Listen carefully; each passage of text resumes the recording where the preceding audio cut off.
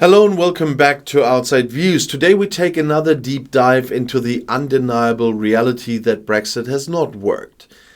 It has been 5 years since Britain left the European Union, and the economic, political and social consequences are impossible to ignore. That's why I make so many videos on that jubilee this time. And the grand promises of Brexit supporters never materialized, and the nation is now grappling with stagnation, declining trade and rising costs. For many who voted to leave, the Brexit dream has turned into a nightmare. But let's start with the economy.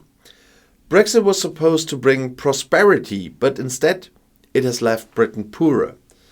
The Office for Budget Responsibility estimates that Brexit has reduced the UK's GDP by 4% in the long term, equivalent to around £100 billion.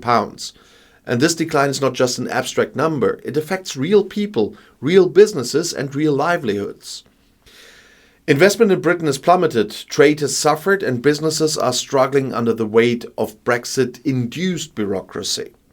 Before Brexit, exporting to the EU was seamless, with goods moving freely without additional costs or delays. Now, British businesses must navigate extensive paperwork, customs declarations and border checks. And for many small and medium-sized enterprises, this has made EU trade simply unviable. And a study by the London School of Economics found that 16,400 British firms have stopped trading with the EU altogether. I cited that before. And I took another example some time ago. That was the Round Corner Brewery. In 2018, exporting to the EU was cheap and simple. They just paid £20 per shipment. But now, with the extra paperwork and the logistic challenges, the same shipments have become so expensive that they cannot justify this anymore. And that's not an isolated case. Thousands of businesses across the UK face the same predicament. The so-called Global Britain strategy, which was meant to open doors to new markets, has failed. And despite efforts to sign new trade deals, none have come close to replacing the economic benefits of the EU single market. And trade agreements with Australia, New Zealand and the famous CPTPP have been touted as Brexit wins. But in reality, their impact on the economy is negligible compared to the losses suffered from reduced EU trade. And a free trade deal with the United States, once a major Brexit selling point, remains elusive. And with Donald Trump now in the White House, the UK now faces the threat on tariffs on British goods. The simple fact is that no trade deal can replicate the frictionless access Britain once had to the European market. And then there's the cost of living crisis. Food prices have soared by 25% since Brexit, driven by increased import costs, supply chain disruptions and a weaker pound.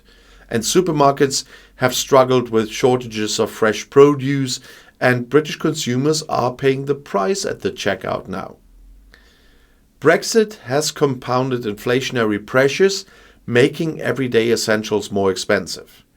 And the people who were promised financial relief from Brexit are now paying more just to put food on the table. And let's not forget immigration, the topic of the last week. One of the central arguments for Brexit was taking control of Britain's borders. The Leave campaign promised lower migration levels, and what does it look like today? Yeah, record high levels.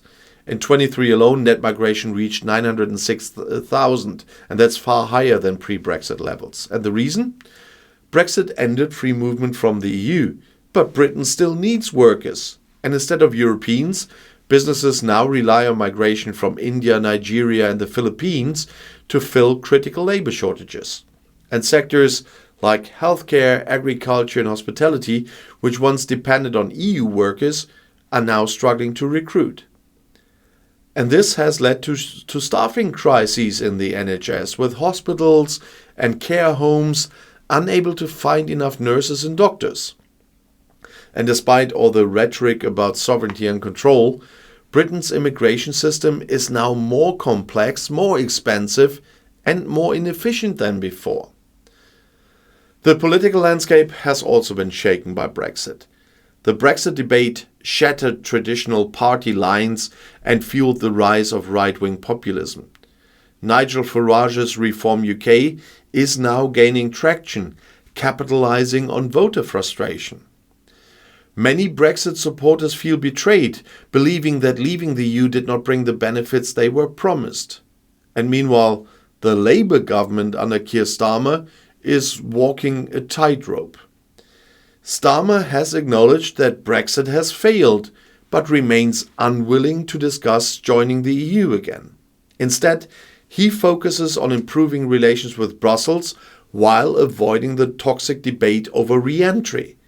And Labour's strategy is clear: stabilize Britain's economy by repairing ties with Europe, but without reopening the wounds of Brexit. Squaring the circle. For the public, Brexit fatigue has set in, because the majority of Britons now believe leaving the EU was a mistake, and polls consistently show that more than 55% of the population regret the decision.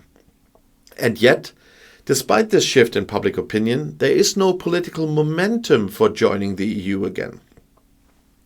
And the reality is that Brexit has locked Britain into a weaker economic position with no clear path to recovery. The country is caught in a Brexit purgatory, unable to go back, yet struggling to move forward. So what did Britain gain from Brexit? Well, this answer remains unclear. Sovereignty? Yeah, but at what cost?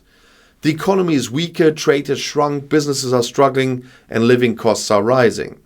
And instead of the golden future promised by Brexit campaigners, Britain is paying a steep price for its decision to leave the European Union.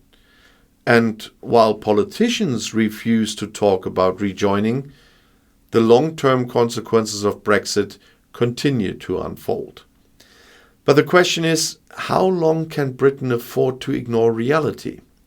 How much more damage must be done before leaders acknowledge the failure of Brexit? The country is now at a crossroads, and the decisions made in the coming years will determine whether Britain continues to decline or finds a way to rebuild its economic strength.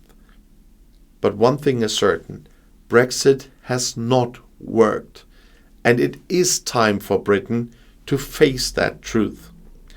Thank you for joining Outside Views, and if you found this analysis insightful, don't forget to like, subscribe, and share your thoughts in the comments below the video. See you next time, and the next video is right here in the end screen.